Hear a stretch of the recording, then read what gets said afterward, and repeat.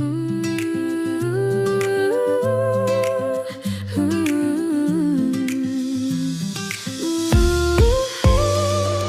The world is rushing past us, chasing deadlines, chasing time. Lost in the future, obsessed with the next climb. But look right here beside us, just slow down and see the quiet, gentle magic that happens naturally. The way the light hits softly, the coffee's perfect steam. A scene too sweet for dreaming, better than any dream. Don't let the small things vanish, don't let them disappear. These are the quiet anchors that keep us steady here. Hold your breath just for a second, let the rush subside. We're living in beautiful moments, we have to freeze the frame. Tiny flashes of perfection, worth more than fortune or fame.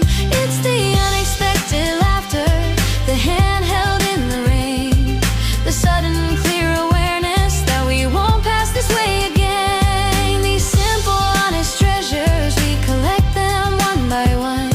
These are the beautiful moments beneath the morning sun.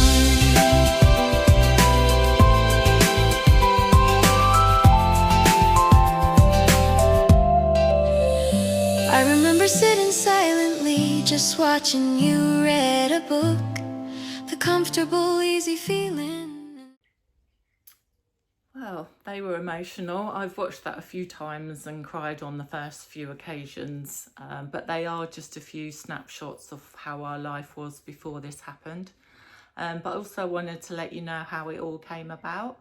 So in December 24, I went to my GP with pain in my left knee. He suggested that I should maybe try a bit more exercise and lose a bit of weight, which I did, but it didn't seem to help. So at the end of February, I went for an X-ray, and they diagnosed mild osteoarthritis. I still continued to get the pain, so some nights I would only sleep for sort of 2 to 3 hours and have to keep taking loads of painkillers. So in the end, they agreed to send me for an ultrasound. The ultrasound detected things that they weren't happy with, and then they suggested that I have an urgent MRI, which I had 4 weeks later. And at the MRI, the results obviously came back to my GP, and they detected cancer. So I was then referred to the Royal National Orthopaedic Hospital, where they did further tests. I had another MRI, I had a CT scan, and then they took a biopsy from my knee. And the results, we went back up there on the 30th of September to get the results. And all the way I was saying to Matt, oh God, I hope it's not still mild osteoarthritis. I don't know what I'm going to do because the pain's so bad and everything. You know, what if they've made a mistake and it's not cancer? I kind of wish they had made a mistake now, but anyway. So we went in the room and she said, I'm really sorry, but you've got a malignant giant cell tumour in your left femur, in your knee. And unfortunately, due to muscle wastage, your only option is to have your leg amputated. It was a massive shock, and I just kept saying, oh wow, that's quite a lot to take in, oh wow.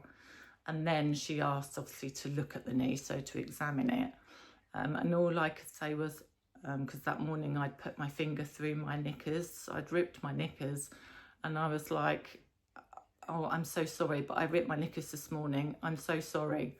She must have thought I was an absolute wally, and I did feel like one at a time, and thinking back on it, I really felt like a wally.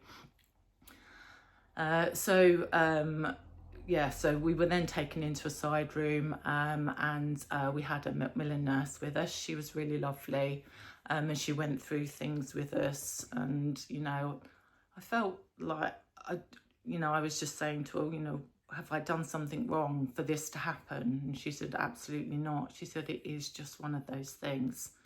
Then I had to be issued with crutches because I had to be non-weight bearing on my leg, because if I'd fractured it, then the cancer cells would have escaped. So I had to then very quickly learn how to use crutches, which isn't easy for someone as clumsy as me. And they also brought out two left-handed crutches, so they had to go away and change that. So then we were sent away and they said they'd be in touch to let us know when the operation would happen. On the way home, we were sort of both wrapped up in our own thoughts, and we knew we'd have to tell our family and everything, our two daughters, and my mum and sister and her partner. But all I could think of, and I know this is crazy, but all I could think of is, well, we won't be able to do the hokey cokey this Christmas, and Twister's going to be quite interesting. You know, if I've got to throw my left leg in for the hokey cokey, I won't be able to do that because I won't have one. And but yeah, the crazy things you think about when these sort of things happen, or maybe my mind thinks about. So anyway, we went home, we dealt with that. And then the Macmillan nurse called and checked on me in the week.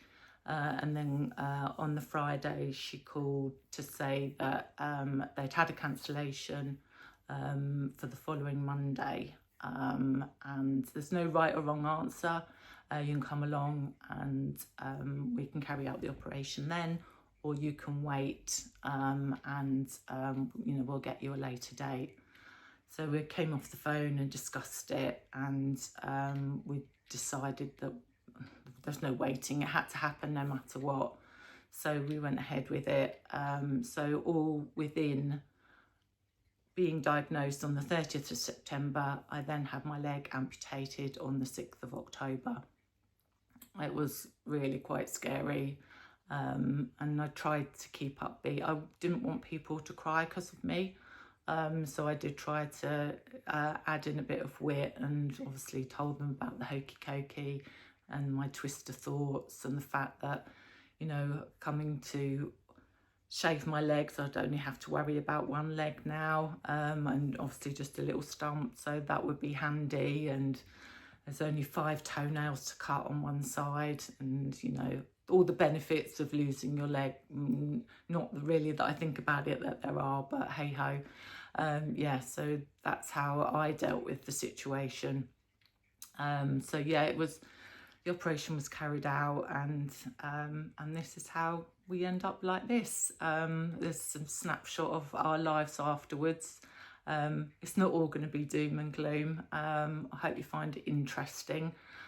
We are going to do some more site vlogs, but obviously we're just waiting for those to come up. But I just thought I'd fill this in the meantime, just to make you aware of, you know, how it came about, and you know, what was wrong. But yeah, and also, you know, it's a really rare cancer as well. Obviously I couldn't go with something that was just bulk standard, had to go with an old rare one.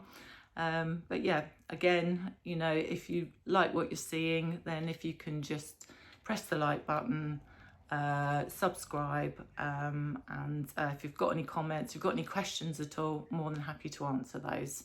But again, thanks for listening to me waffle. And there's a few pictures at the end. But yeah, we're onwards and upwards, and yeah, we're going to get there. Thanks a lot. Bye now.